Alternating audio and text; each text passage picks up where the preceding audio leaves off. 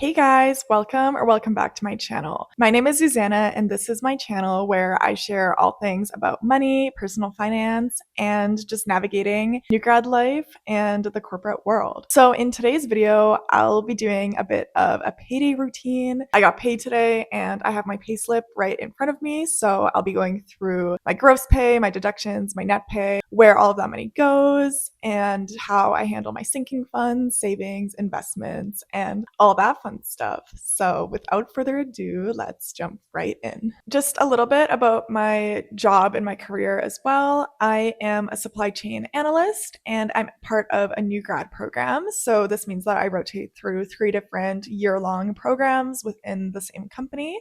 And I get to see how things work in different business units, different roles, and stuff like that. So I'm currently in my second rotation of the 3-year program. I've been working full time since last June, and I graduated in last May. So it's been just under a year and a half now. And I am a regular employee where I get paid semi monthly. So it is usually somewhere around the 15th and the 30th, depending on when weekends fall, holidays, and stuff like that. So let's take a look at my payslip. I'm not going to be showing it on the screen, but I will be putting all the numbers up somewhere. And if you see me looking down, it's because I don't have all these numbers memorized, so I'll just be reading off my payslip. Okay, so my total earnings before any deductions was $3,441.01. And that was mostly from my base salary. So my base salary was $3,254.17. And then the additional around $180 was from, firstly, my annual allowance. So essentially, this is a couple $1,000s that they pay me on top of my base salary, but it's not considered part of my base salary, and they can technically take it away at any time if like the company doesn't do well or something. So I think it's around like 2,000-ish dollars. So that boils down to $91.67. And then the last part of my earnings is my flex dollars. So this is basically just me taking out of my HSA account every single paycheck because there's just a bigger amount in my HSA account that my company funds that I don't anticipate using this year. So I do take out $95.17 of my flex dollars.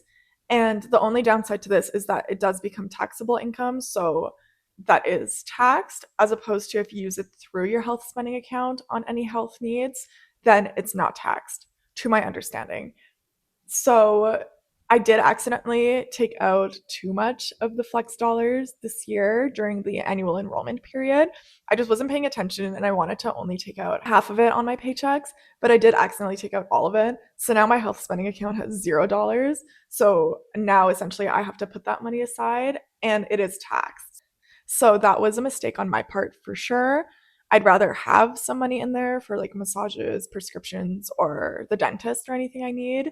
But yeah, I'll do better next year. I just was not paying attention. That's my bad. So those 3 things together put my total earnings at $3,441 as mentioned. Now let's move on to deductions. The most dreaded part of all of this, but it is what it is. Nothing can be done about it. So the first part of the deductions is obviously income tax, and that is $538.54 for this pay period. And I personally think that's high. I mean, I can't do anything about it. I do think that Canada does have higher income tax, like provincial and federal income tax, than maybe some of the states do. I know California is high. I could be totally wrong. If you're from the States, let me know in the comments. Is this a high number? Like, are you surprised by this? Or does this seem pretty standard from where you're from? Even if you're not from the States, if you're from a different province or even a different country, let me know because I'm super curious what it looks like in your area. But for me, it's $538.54 semi monthly.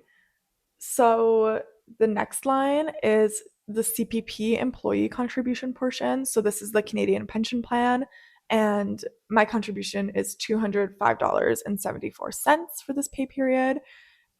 You max out the CPP if you're at a certain income.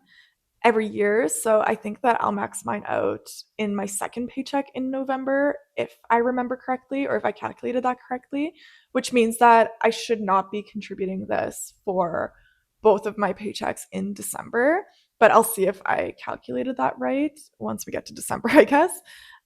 But yeah, for now it is $205.74 every pay period. So yeah, over $400 a month for CPP. The next portion of my deductions is the EI employee premium. So that is my portion of EI that I need to pay into, and that is $59.10. I don't think this one maxes out like the CPP contributions do. I might be wrong, but I think that this one I just have to pay all the time, and there's no maximum amount, annual amount. Now, the next two lines, I think they're just part of my benefits, but it says core life EE. That might be like life insurance or something. And that's $6.16 and then 64 cents. So, not too bad. I will add, I do have the most basic benefits, and it's only for myself. I don't have like my boyfriend or any dependents on there, so I don't have to pay anything additional for my benefits. I do think that this is life insurance. I should probably look into this. I feel like I should know what this is. But yeah, I don't have to pay anything additional for benefits. Now, the next portion is my RRSP. So, this is the Registered Retirement Savings Plan.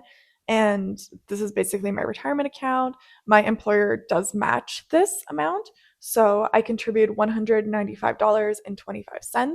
This is actually 6% of my base salary. I used to have it at 5% because the employer maxes out at 5%. But this past week, I actually upped it to 6% because I figured, why not? Might as well just up it. It's not like I'll really notice a substantial difference on my paychecks. And obviously, over time, that can compound to quite a bit of money. So I did up it to 6%. My employer does still only match the 5%, but I figured it's better than nothing. And now the last portion of my deductions is my DCPP.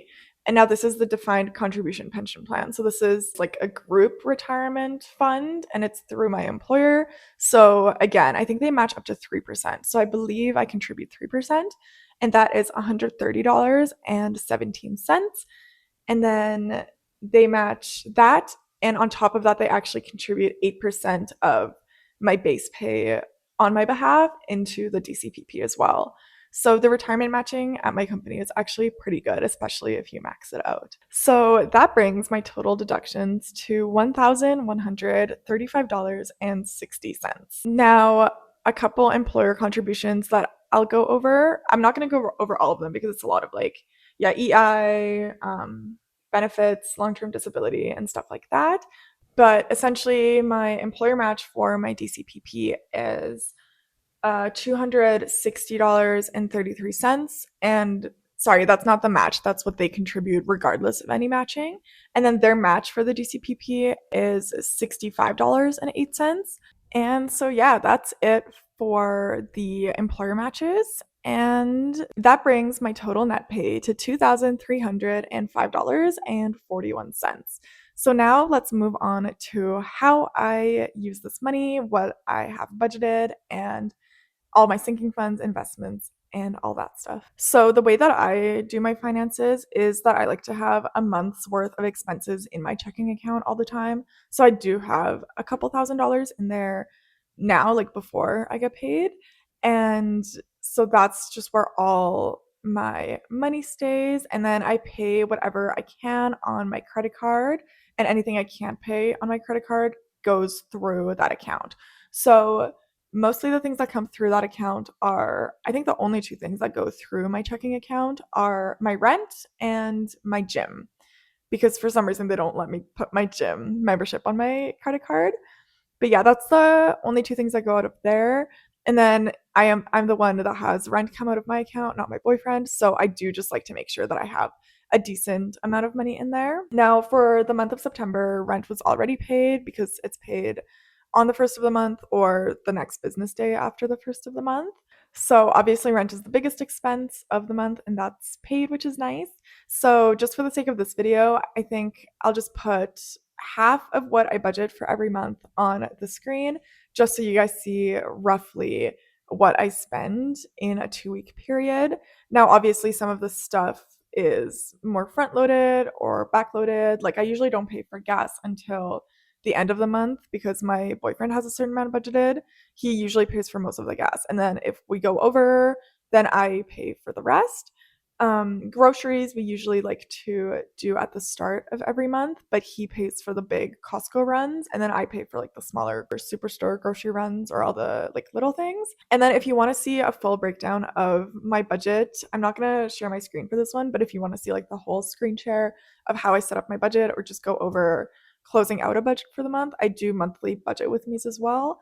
This is just more of like a super quick run through. So for this 2-week pay period, I have $7.50 budgeted for my dog, Rosie. Again, I don't really pay expenses for her. My boyfriend pays for her dog food and like any other expenses that come up. So I just budget $15 a month for either like a little toy for her or some treats and stuff like that because I like to spoil her, but this lets me not go too crazy. And Dollarama has some good dog stuff, so you don't have to drop $15 on one toy. You can drop like $3 on a toy, which is great. Coffee for this 2-week period is $15. Eating out is $40. This is a lot less than I usually do, but I'm trying to challenge myself to spend less money this month on food and coffee. Fitness is $7.50. I just budget $15 a month for fitness, and I usually do 30, which is like one group fitness class. This month I put it in half, and I don't really think I'll use that for anything, to be honest, because $15 is not enough for any workout class. Maybe like a drop in for swimming or something like that. $150 for groceries, which is half of my $300 monthly budget. $42.52 for toiletries and makeup. No money for shoes and clothing because I don't need any more. So I'm not going to be spending anything on that. $5 for parking. I don't have to pay for parking to go to work. So this is just like any weekend parking. And weekend parking in downtown, I can usually find for like $2. So that's not too bad. So I have $5 for that. Transit, $35. Now, I do take the bus and the train to work sometimes, but I also bike to work sometimes. And I've been trying really hard to bike more often. So hopefully I don't have to spend $35 on transit for these 2 weeks. But that does seem like a reasonable amount because it costs $7.60 a day to go back and forth to work if I take transit. Fun, $40. This is just a super broad category. Other, $50. These can honestly be the same category. I might combine them next time. Dates, $40, which is half of the $80 budget. And then gas, $25. Like I said, I usually end up using this at the end of the month. And gifts is $20. And that's it for expenses. Now, for the gym, it's $75.50 for the whole month, and this is paid bi-weekly. So for this pay period, that's $37.75 that will come out of my checking account for this. Apple storage is $13.64, but that doesn't come out until the end of the month. Netflix is $8.39, and that also doesn't come out until the 31st of the month. And then just my banking fees, which is $3.95, which again doesn't go out until the end of the month. So no bill payments I'm anticipating for this pay period. Now, moving on to the more interesting stuff, this is my savings and investments. I use Wealthsimple for my sinking funds and all my investments that are outside of work, and I have the automation set up. So every single pay period, my paycheck gets deposited into my Wealthsimple checking account, and then essentially the second it's deposited, there's money that goes out into my investment accounts and into my sinking funds, which is so nice because then I don't have to think about it or do it manually. And there's no really chance for me to like stop it. So it just happens without me even having to think about it, which is fantastic. So I do $10 per pay period for Bitcoin. And that's just because I want to have a little bit of crypto. It's honestly not even a significant chunk of my portfolio at all because I do only do the $10 every other week. So definitely not much. My down payment for this month is $900. that I budgeted. So 450 of that came out today. And again, that just got moved into another high interest savings account within Wealthsimple. Now, for sinking funds, vacation is $60 every pay period, so 120 a month that goes into that sinking fund. For gifts, it's $30 per paycheck, so $60 total, which is a separate sinking fund. And then health is a new one I started. And again, like I mentioned, because I messed up with my HSA, my health spending account, I am wanting to create a sinking fund for that just to make up for it. For example, I had the dentist this past month, and since they cover 80%, I had to pay 20% out of pocket, whereas I usually just use my HSA to reimburse for that. So I wasn't ready for that expense. So this month I'm trying to just prepare for it and build up a fund. And that is $60 per pay period. So $120 a month. And yeah, that is all my sinking funds and investments for now. I am heavily focusing on saving up for a home. So I'm not doing anything crazy for investing outside of that. I did used to invest into my TFSA like $60 a month, but I figured I have enough work investments right now where it's not like I'm not investing anything at all. So I'd rather just focus on putting the money towards my down payment because we want to buy a house next year. So that is it for my payday routine. I'm so curious what your deductions look like compared to mine. So please let me know in the comments if you think that's high or if you think that's reasonable. Let me know if you have any sinking funds or if this is the first time you've heard of them, because I do want to make another video that dives into how to actually set up sinking funds and automations within Wealthsimple. I just think that this is the easiest way to save for things and to invest. And with that, thank you so much for watching. If you enjoyed this video, feel free to like it and subscribe. I'm trying to get to 100 subscribers. I've really been enjoying the small little but mighty community we've been building here, so feel free to join. I would really love that. And see you in the next video. Thanks so much. Bye.